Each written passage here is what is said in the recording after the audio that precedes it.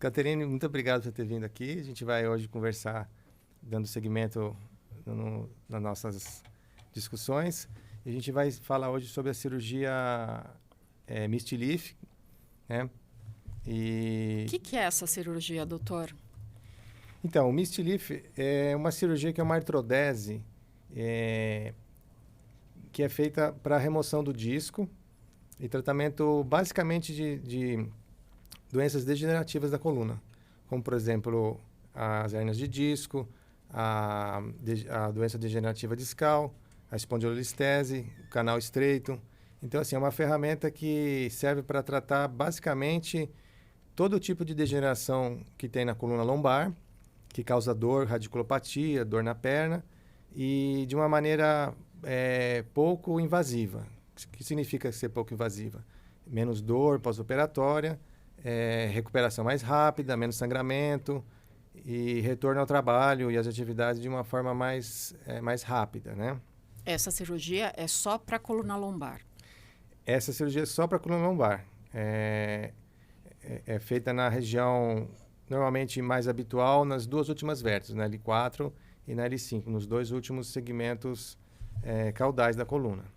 Então, qual que é o objetivo principal dessa cirurgia?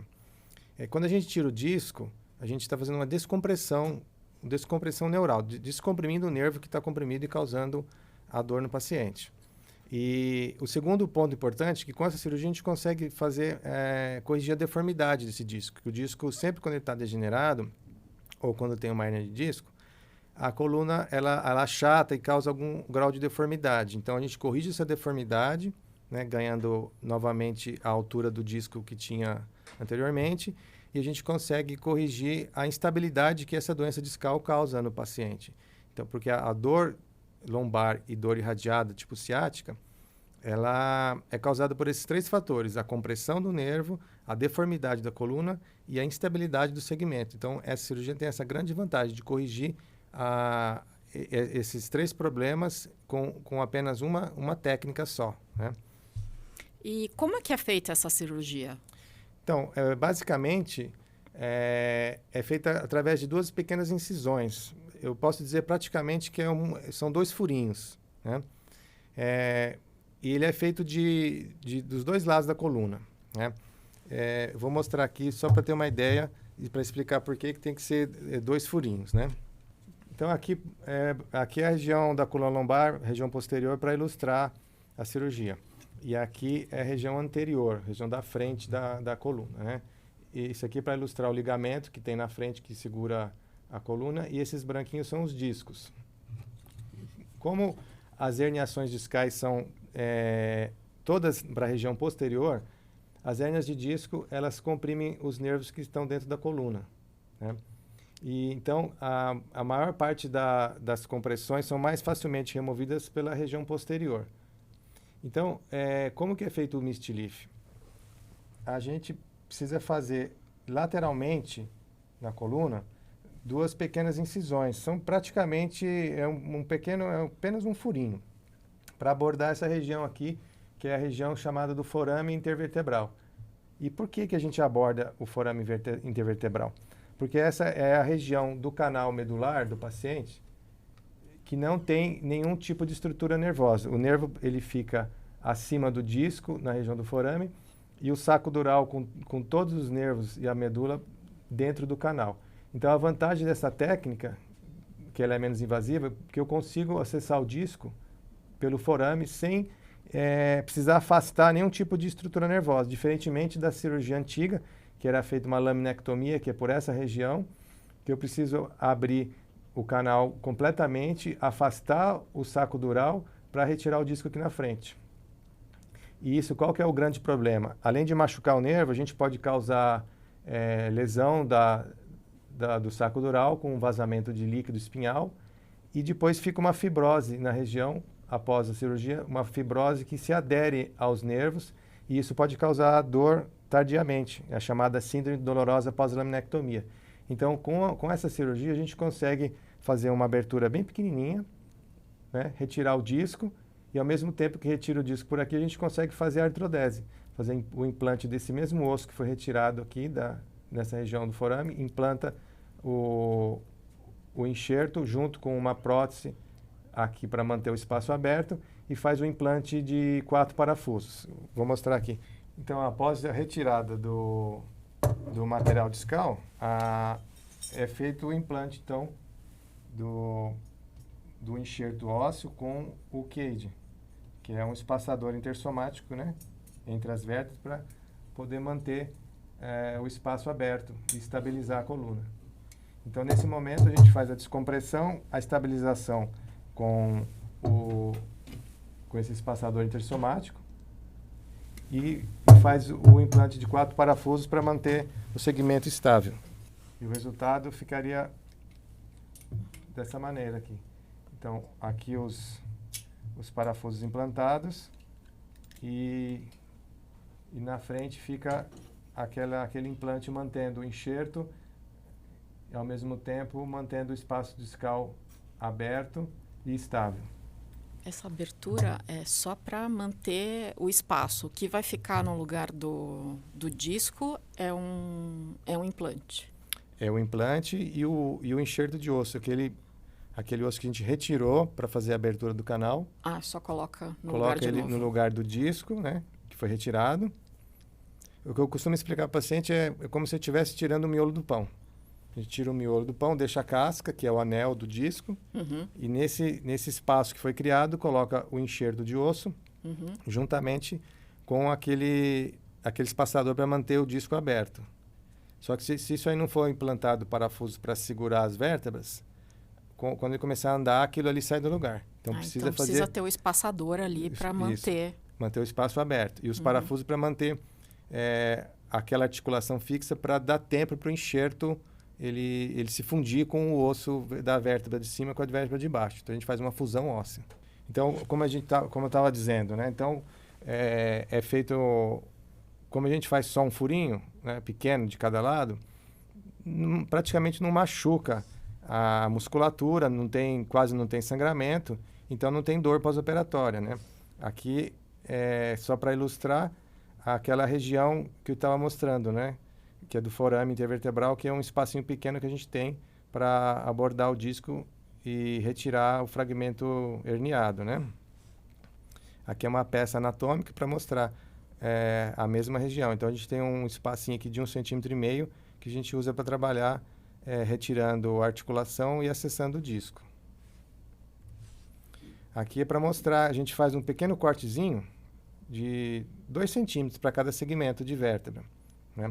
Esses fios guias, eles são implantados nas vértebras para ajudar depois a desimplantar os parafusos.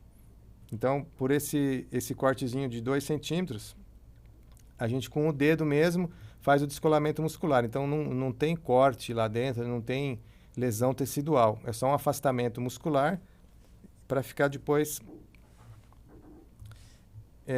com um tubinho, né? Um afastadorzinho tubular, como esse aqui, para a gente enxergar aquele espacinho. Então, meu único campo de visão é aquele espacinho do forame, que é o buraquinho onde sai o nervo de dentro da coluna, né?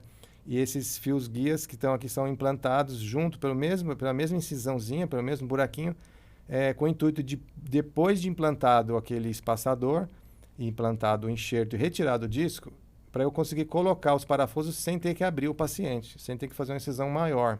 Então, não é uma cirurgia que a gente fala que é aberta, né? É uma cirurgia chamada percutânea.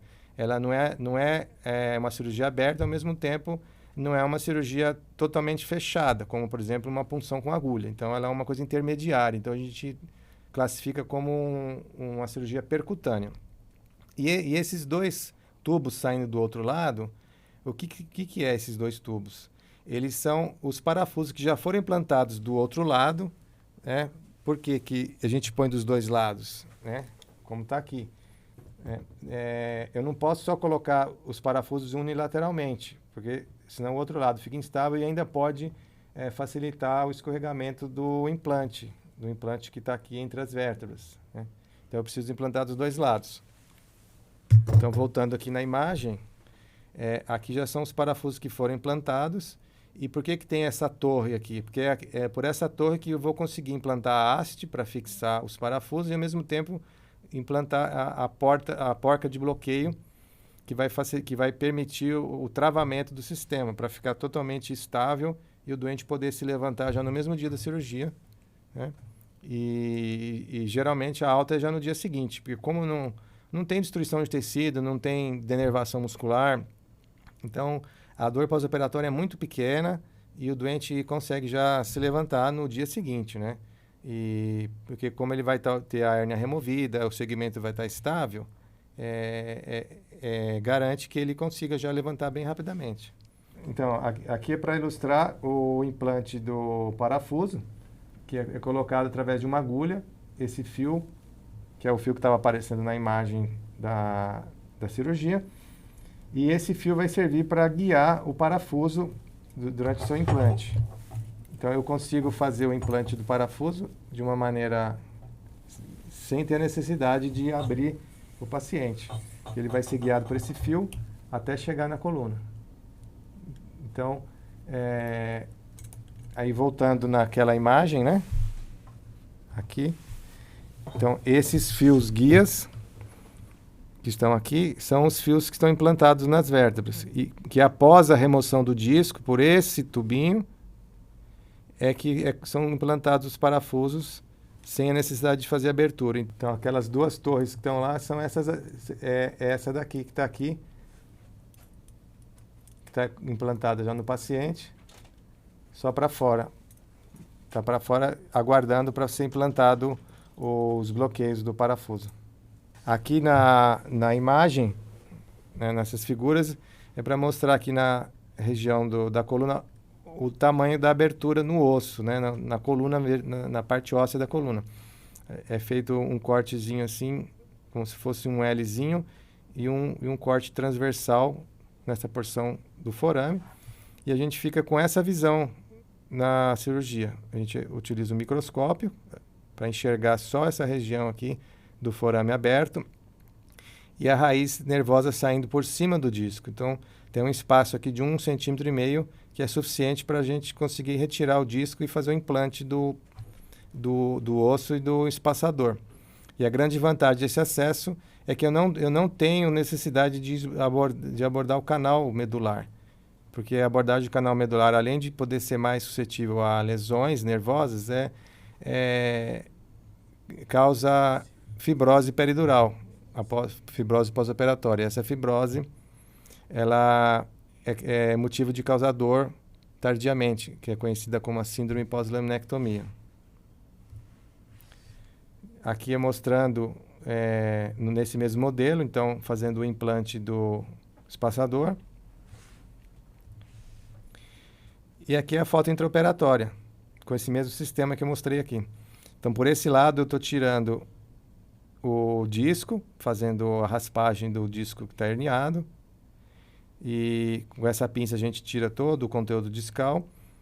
Pelo lado contralateral, os parafusos são implantados primeiramente, porque eu preciso afastar as vértebras que estão achatadas, então eu utilizo os próprios parafusos.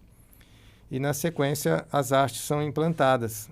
Aí eu tiro todo aquele afastador, afastador tubular, coloco os parafusos desse lado, então fica essas 4 torres para fora do paciente, por onde eu vou passar as barras e fazer o travamento do sistema. E aqui é a radiografia final que fica.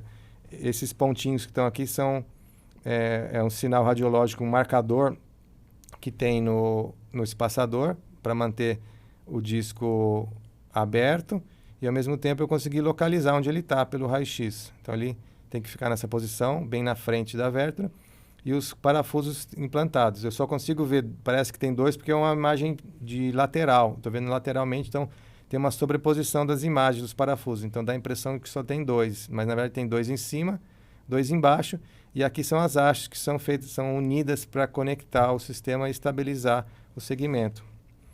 E aqui é um paciente já depois de alguns anos para mostrar como que ficam as incisões, né? É um cortezinho bem pequenininho, 2 centímetros, é praticamente um furo, né? E não tem destruição muscular. Então, o doente volta à vida normal, né? Normalmente de 1 a 3 meses já está sem dor nenhuma, podendo voltar à atividade física, trabalhar. Então, é uma recuperação que eu vejo que é muito mais rápida do que aquela laminectomia tradicional, que é só feita a raspagem do disco, né? A remoção do fragmento e que não causa, que não estabiliza o segmento. O segmento ele instável, ele tardiamente ele achata e volta a ter dor. Então, o doente que é submetido à laminectomia simples, né, que é só a dissectomia, ele normalmente tem uma taxa de insucesso muito maior. Tem alguns trabalhos que mostram que chega até 70%, só 70% de recuperação total, uns 30% de insucesso e necessidade de reabordagem e para remoção de disco e artrodese posterior. Né? Doutor, a gente vê os parafusos, a pessoa ela fica sem poder mexer então, as costas, como que fica? Aquele segmento, ele vai ser fixado mesmo. Então, ele não vai ter nenhum tipo de movimentação. Então, é uma estabilidade segmentar que a gente chama. Naquele segmento, esse é o objetivo da cirurgia. É estabilizar aquele segmento e fundir aquele segmento. Só que, em termos globais, a estabilização de um segmento, ou até 2 segmentos, ela é imperceptível para o doente. Né? Cada segmento de vértebra tem um movimento que é menor do que 5 graus. Então, a estabilização de um segmento ela é imperceptível do ponto de vista funcional para o paciente. Isso não acarreta nenhum tipo de prejuízo para ele a longo prazo. Ele pode voltar à atividade física e atividade habitual normal sem nenhum prejuízo. E essa fixação e essa estabilização é um dos objetivos da cirurgia. Então, se eu não fizer essa estabilização, aquele enxerto ele não vai se aderir à vértebra, ele não vai fundir o segmento e o doente vai voltar a ter dor. Infelizmente, isso é uma característica natural da coluna, né, da estrutura da coluna. Porque como o sistema nervoso ele passa dentro da coluna, a coluna abriga o sistema nervoso, qualquer tipo de movimento anormal que tenha naquele segmento, hoje é sabidamente motivo para dar dor. Então, a maneira que a gente consegue retirar a dor do paciente não é somente com a descompressão, como muitos colegas acreditam. Não, tira só o disco, tira só a hérnia que resolve o problema. Isso não é verdade. A instabilidade do segmento é uma das causas, se não uma das principais causas de dor crônica no paciente. Então, isso que você perguntou, a estabilização do segmento e eu tirar aquele movimento desse segmento é um dos objetivos da cirurgia. Eles têm esse objetivo justamente para isso, para estabilizar o segmento e resolver a dor do paciente. E isso não acarreta em nada a mobilidade do paciente de uma forma global, de uma forma funcional. Isso não atrapalha a vida dele. Doutor, todos os pacientes podem utilizar essa técnica de mist lift ou tem pacientes que devem ser usadas outras técnicas? Essa técnica, como toda técnica cirúrgica, né, de qualquer área, ela tem as suas indicações e as suas limitações. Né? Então, para responder a pergunta, as indicações são para doente que tem ou no máximo 2 discos doentes adjacentes. O que é isso? Um em cima do outro. Tá? Então, por exemplo, se eu tiver o disco L5 doente e um disco L2 doente, não é o mais adequado esse tipo de procedimento. Então, tem que ser no máximo 2. Tá? 3 segmentos já é o que a gente fala que é off-label. Não é o que se é preconizado na literatura fazer para 3 segmentos. Então, o ideal são 1 e 2 segmentos. Então, se o doente tem uma doença multissegmentar, né, é melhor escolher uma outra técnica. Segundo, pacientes que têm baixa densidade óssea, pacientes idosos com osteoporose, então também não é recomendado esse tipo de procedimento, porque para se fazer uma artrodese, colocar um implante no espaço do disco e parafuso, a gente precisa que o doente tenha uma qualidade óssea boa. Então, um paciente com perda de massa óssea, que tem baixa qualidade óssea, é uma contraindicação, ao meu ver, absoluta, mas a literatura às vezes fala, se fizer um tratamento medicamentoso, com medicamentos que aumentam a densidade óssea, você pode considerar. Mas, então, também não são bem indicados. E, por exemplo, pacientes com infecção, então, um paciente que sofreu uma discite, tem um colapsamento do disco, já não tem mais espaço. O que é discite, doutor? A discite é quando o paciente apresenta, por alguma razão, uma infecção no disco, né? Então, por exemplo, é muito comum fazer um tratamento dentário e esse tratamento dentário ficou um paciente muito tempo com o canal aberto e contaminou o sangue com bactérias. E essas bactérias podem se implantar em qualquer local. E é comum implante na coluna. E às vezes implanta no disco e causa uma infecção discal. Então é uma discite. Então você fazer uma cirurgia dessa na vigência de uma infecção também é uma contraindicação. Por exemplo, paciente com tumores na coluna também não é recomendado. Então a indicação clássica dessa cirurgia é para paciente que tem doença discal ou degenerativa de qualquer natureza, que seja ou de 2 segmentos, unissegmentar ou no máximo 2 segmentos, e esses segmentos sejam adjacentes. Então, uma estenose de canal, uma degeneração discal, uma hérnia discal, uma espondilolistese, todos esses tipos de procedimentos podem ser feitos. E na prática, né, no dia a dia, 80% a 90% dos casos de lombalgia e lombocetalgia, que é dor irradiada, dor ciática, elas são passíveis de tratamento com Mistilif, né? Então, ela não serve para todos os tipos de casos, mas né, naquela lombalgia com dor ciática clássica, que é mais comum na população, ela serve para quase todos os tipos de casos. A não ser naqueles casos que o disco ele está tão gasto que esse espaço discal ele já não existe mais. Então, na fase final da doença discal, da degeneração discal, o espaço ele colapsa e o doente não tem mais espaço. E a falta de espaço na região do forame é um fator dificultante tecnicamente para se fazer a descompressão e implante para remoção do disco e para o implante do espaçador. Então, nesses casos, né, respondendo à pergunta, nesses casos não é indicado o Mistilif. É só para casos em que o espaço discal ele colapsou, ele achatou menos do que 50% da sua altura original. Então, eu tenho que ter um pouquinho de espaço de disco para trabalhar ali dentro com segurança. Doutor, e em quanto tempo a pessoa volta a trabalhar, a ter as atividades normais? Então, normalmente, após a cirurgia, eu deixo o doente afastado pelo menos uns 15 dias, para não se movimentar muito precocemente, não ter problema de deiscência de sutura ou ressangramento no local cirúrgico, né, no sítio. Mas o pós-operatório, normalmente, é um dia de internação. Ele fica internado basicamente para tomar antibiótico. Já se levanta no primeiro dia e tem alta. E em 15 dias o doente já está apto para fazer alguma atividade leve, dirigir. Eu só peço para não carregar peso, não dobrar a coluna, né? Fazer aquele movimento de abaixar com a perna reta, né? Sem dobrar o joelho, para evitar dor na região.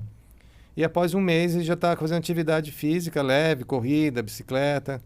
E após 3 meses ele já está fazendo atividade mais intensa, pode fazer atividade de jogar bola, fazer musculação, já libera para esse tipo de atividade. Então, a recuperação, eu digo aí de 1 a 3 meses, né, dependendo do grau de dor que o doente tinha previamente, né, mas, no geral, é esse o prazo de recuperação máxima e retorno às suas atividades.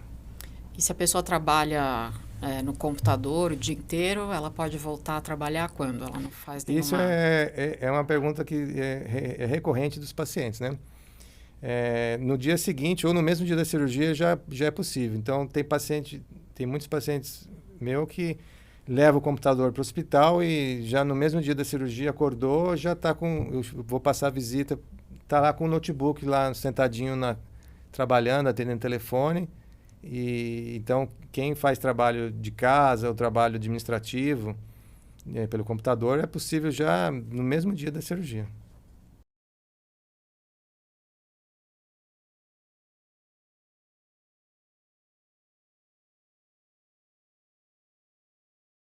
A cirurgia, como eu havia falado, né, ela tem que ser adequada para o paciente, né, não para o cirurgião. Então, se o paciente tem uma indicação para essa técnica, a gente oferece.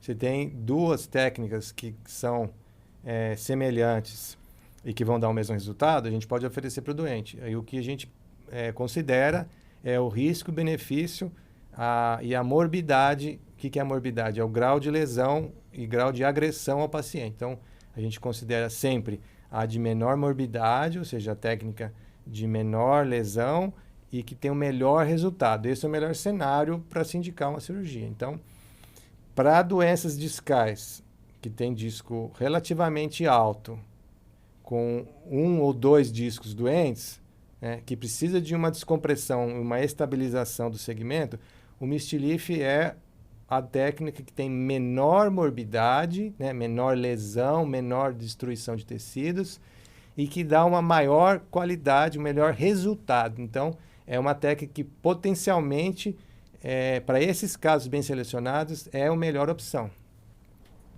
E o resultado é bem mais rápido para o paciente no pós-operatório. Então, considerando que é uma técnica que ela faz uma cirurgia extracavitária, a gente faz uma abordagem posterior, apenas um furinho, e eu consigo, por esses 2 furinhos, eu consigo fazer os 3 objetivos, é descomprimir, alinhar, né?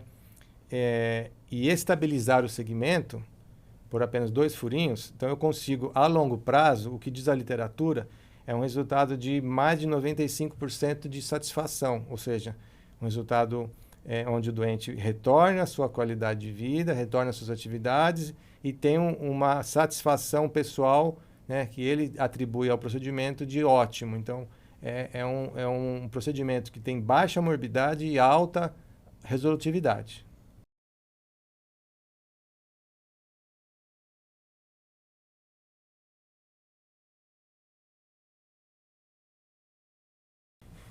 Então, essa pergunta é muito interessante, tá? Eu tive contato com essa técnica em 2011, foi nos Estados Unidos, no NASS, né, que é o North American Society, que é o congresso da Sociedade Americana de Coluna, o North American Spine Society, e lá eles estavam lançando essa técnica, que o boom nos Estados Unidos foi em 2010, tá?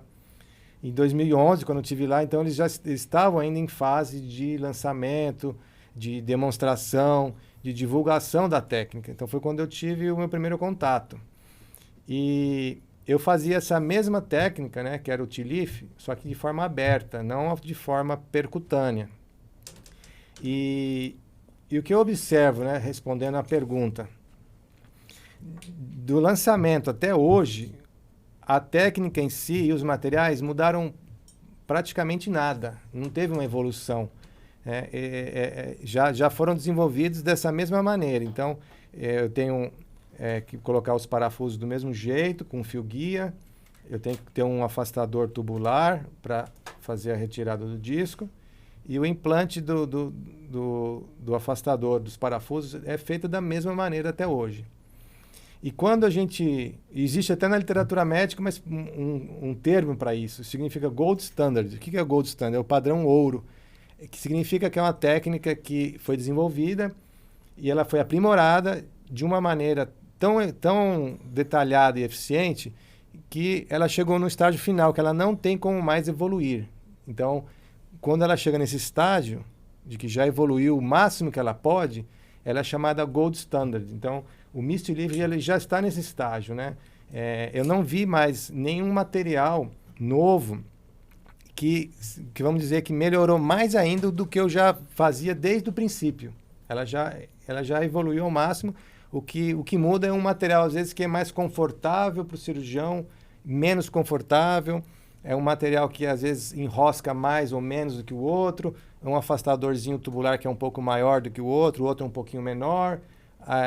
O implante é um pouco melhor. Então, por exemplo, hoje existem os espaçadores intersomáticos que eles são expansíveis, né? Então, eles me permitem fazer essa técnica em pacientes com um disco mais achatado do que eu conseguia antigamente, né?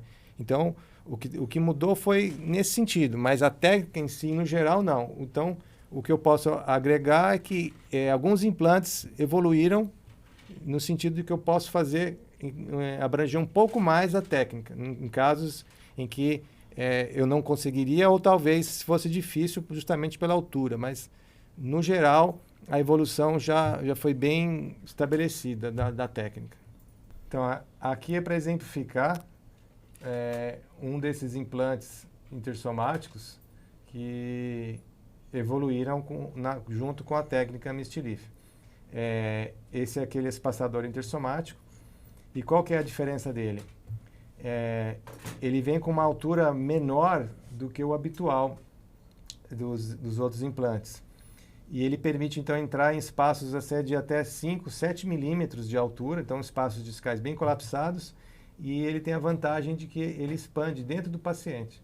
Então, a gente coloca, aqui eu estou fazendo a expansão, ele vai abrindo lá dentro do espaço, então ele me permite entrar em espaços menores, e ele, além disso, ele permite ajudar a restaurar a altura do disco. Então, aqui ele abre lá dentro do espaço intersomático, né, dentro do espaço discal, e ele permite chegar até uma altura de 13 milímetros, que já é muito mais do que o suficiente para eu restaurar o espaço do disco. Normalmente, a altura normal do disco é de 1 centímetro ou 10 milímetros. Então, esse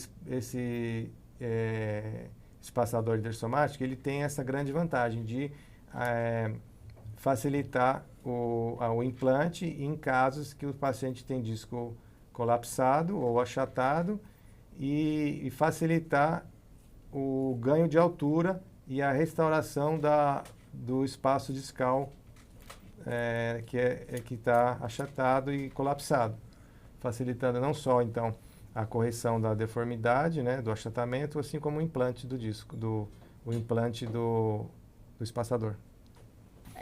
E doutor, como é que você sabe se você vai usar esse espaçador de tamanho fixo ou esse que altera, que entra o expansível, né? Isso.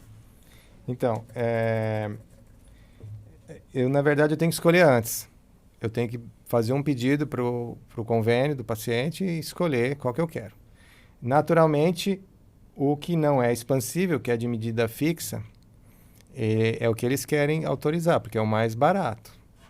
Mas aí você vai falar, mas e se ele não couber no paciente? Ou se ele for muito pequeno, ou se ele for muito grande? Então, existe uma solução para isso, claro. Então, aqui é um exemplo. A gente utiliza esses dilatadores, que eles têm duas funções. Primeiro, é tirar o disco, né? Então, ele é introduzido dentro do disco para raspar o disco, e ao mesmo tempo ele serve como medidor. Eu meço a altura do espaço, só que eu só tenho 3 opções, né? Então, normalmente ele vem em números pares, ele vem 8 milímetros, 10 milímetros e 12 milímetros. Então, tem que ser um desses 3 que tem que caber no paciente, que é normalmente o adulto jovem, mediano, são essas medidas que cabem, né? Mais do que 12 eu vou quebrar a vértebra, e menos do que 8 ele não vai se acoplar, é como se tivesse uma gaveta menor do que o espaço. Aí vai ter problema também, né? Então eu tenho que escolher um desses 3. E aqui é o exemplo, né? Esse é o expansível, então ele sempre vem pequenininho, 7 milímetros, pode até ver que ele é mais baixo do que o habitual, né? Em PIC, que é um material plástico. Então esse daqui ele vem em 3 tamanhos. Quando ele vem na caixa, ele vem 8 ou 10 ou 12, eu tenho que escolher um desses. Esse não, ele vem sempre nesse tamanhozinho e eu abro lá de acordo com a anatomia do paciente, então ele é muito melhor. E esse outro aqui é um outro tipo de material, não é um material plástico, ele é de titânio poroso. E qual é a vantagem do titânio?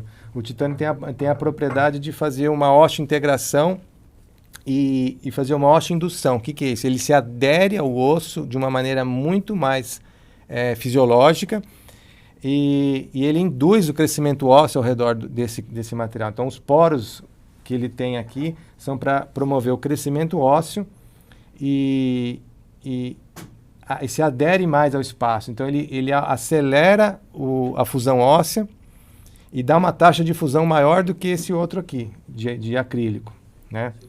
E, naturalmente, ele é mais caro também, né?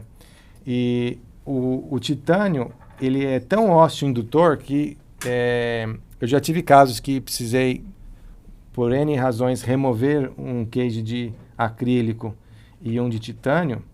O de acrílico ele fica solto, ele é facilmente retirado, como se fosse uma gavetinha. Às vezes, como se fosse uma gaveta que estivesse pegando assim, sabe? Você vai lá, dá uma mexidinha e sai. O de titânio, não. Ele se integra tanto ao osso, às vezes a gente precisa lixar a porção onde ele está em contato com o osso para remover aquele osso que se cresceu e aderiu ao redor dele. Então, ele promove uma indução óssea maior, muito maior, mais estabilidade e uma fusão mais rápida. Então, ele também naturalmente é mais caro. Então, esse expansível tem a vantagem de ser de titânio, então ele promove a indução, a osteoindução óssea, né? Ele acelera a fusão óssea, além de ter a vantagem de ser, ser expansível e eu conseguir adaptar na anatomia de qualquer paciente. Titânio, inclusive, é usado para fazer implante dentário, né? O pino. É. Por essa propriedade que o titânio tem de interagir com o osso, ele é utilizado em toda a área médica, né? Então, hoje os implantes ósseos, os implantes de ortopédicos, de coluna, dentários, todos são feitos desse material, né?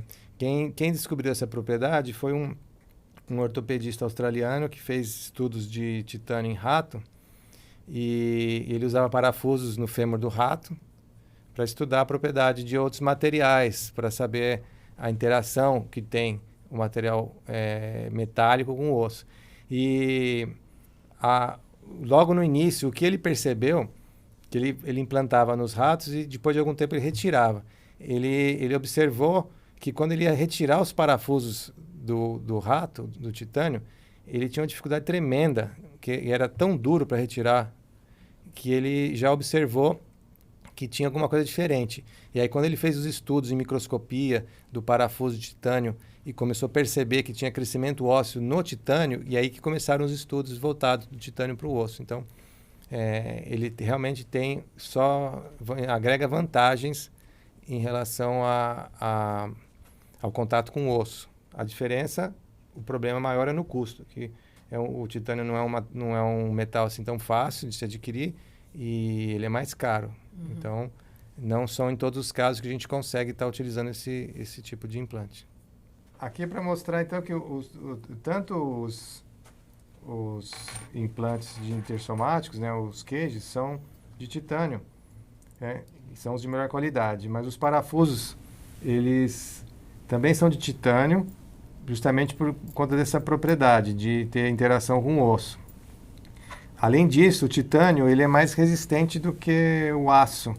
Então, além dele ter uma interação com o osso melhor, uma melhor aderência, ele tem mais resistência. Então, todos os implantes, isso aqui os pacientes me perguntam, do que é feito o parafuso? É de titânio.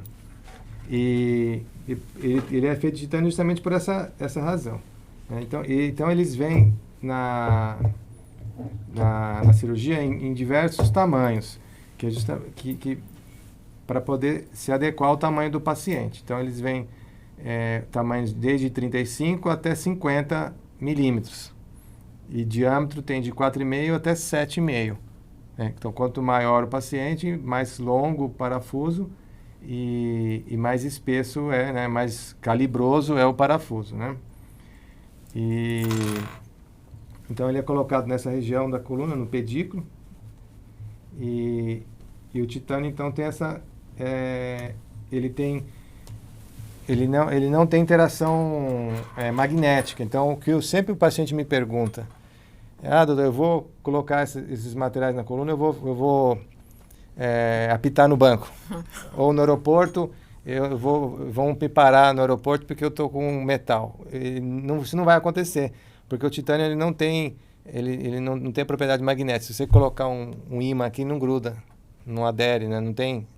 Então, ele não tem esse problema no banco, não vai apitar no banco. Doutor, você inclusive escreveu um livro, né, a respeito do Mistelif?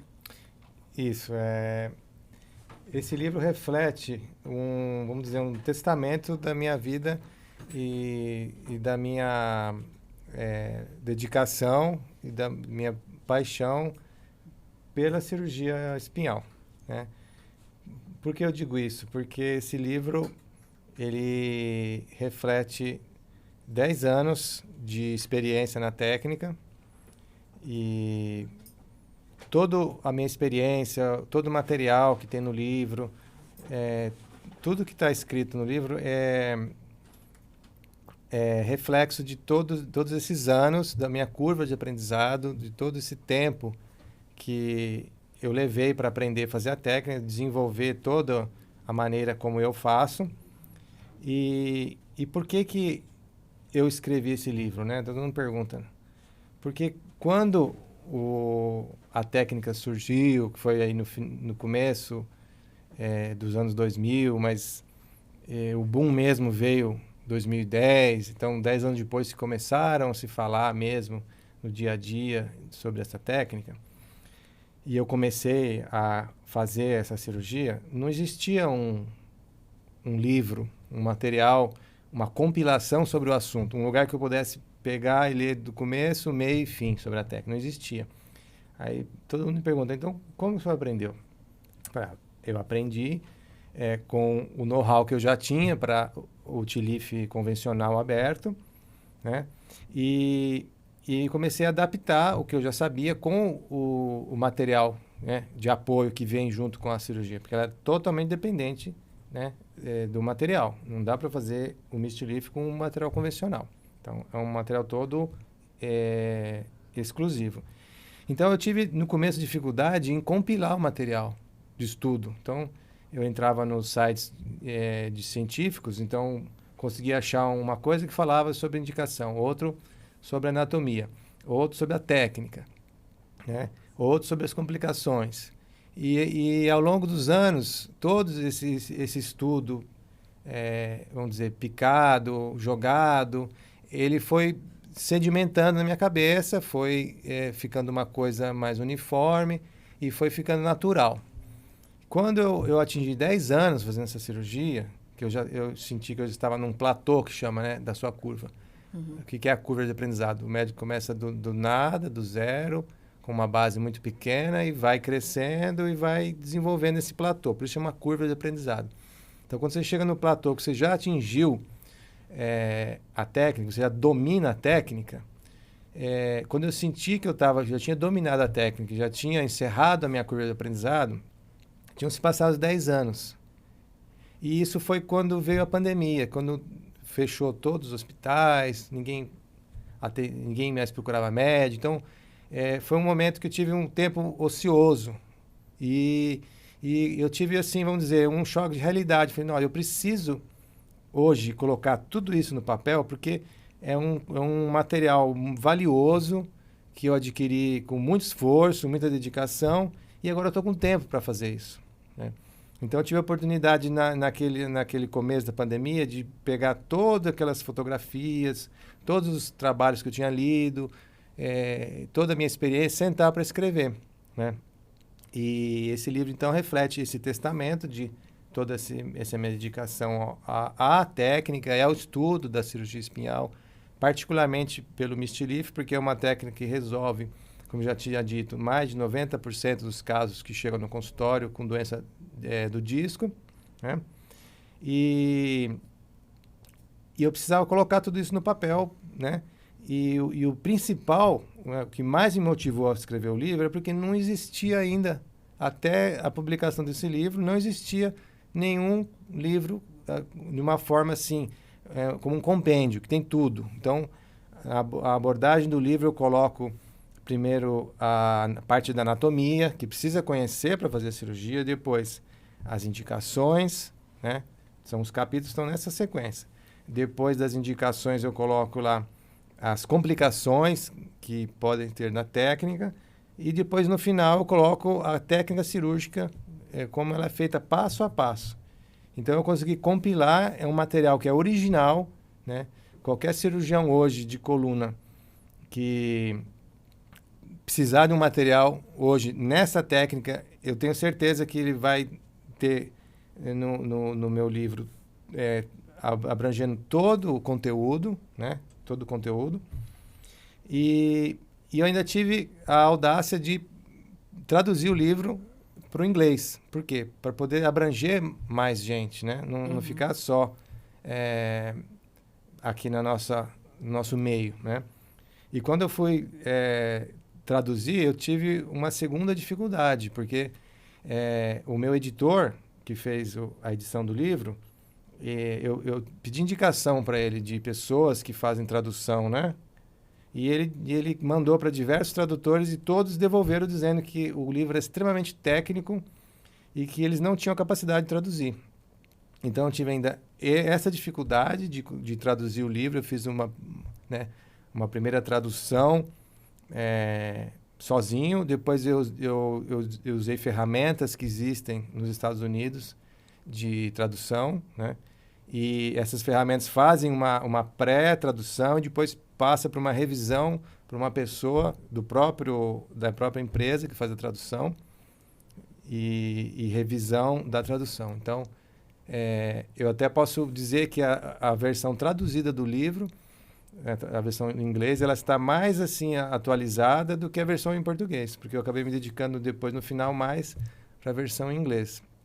Então, passaram-se alguns anos, né, da publicação já, a gente está indo praticamente para 2025, e esse ano eu fui chamado pela Sociedade Brasileira de Coluna para dar uma palestra, né, 2 dias, num curso dos residentes, né, que é um curso anual que eles têm para os residentes que estão ingressando na Sociedade Brasileira de Coluna. E foi feita aqui em São Paulo, no Centro Quirontec, que é um centro de estudos de cadáver, então lá tem uma estrutura muito boa. E eu fiquei lisonjeado porque no primeiro dia que eu cheguei vieram 4 residentes que eu nunca tinha visto, não conhecia. Eles vieram me cumprimentar: doutor, é legal, o senhor está aqui. Vieram me cumprimentar, assim, eles bem empolgados, porque eu fiquei até assim constrangido, não sabia por quê. Eles, porque eu estudo pelo seu livro, né? É uma referência. Foi uma referência, por quê? Porque quando eu lancei o livro, né, em 2022,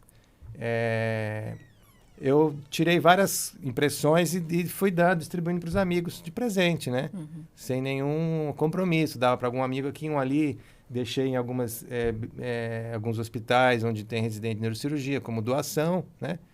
E depois que o editor fez uma cópia, um e-book que eu pedi, porque estava custando muito caro fazer esses livros, eu decidi, não, então eu vou presentear os colegas de maneira digital, que hoje é tudo digital, né? Uhum. Então, eu pedi para ele fazer o formato e-book, e aí eu comecei a passar esse e-book. Então, o livro foi se distribuindo, foi viralizando, vamos dizer assim, a ponto de hoje eu já tive assim, eu digo que é um prazer, né? De a pessoa me reconhecer, porque no livro, na contracapa, eu deixei uma foto, e eles me reconheceram lá nesse congresso e vieram me parabenizar, falar que usam para estudar, e não somente para o Mistilivre, mas a anatomia que tem lá é uma anatomia que você não acha em livros, porque é uma anatomia cirúrgica tão específica que você não encontra uma fonte de estudo. Então, eles até falam isso. E eu falei, o que você está dizendo é exatamente o que eu senti lá atrás. Eu não tinha uma fonte de estudo, né? Ainda não tem. Então, eu fiz questão de colocar isso no livro justamente para mostrar que, para saber o Mistiliffe, antes você tem que conhecer a anatomia. A anatomia é a base do cirurgião.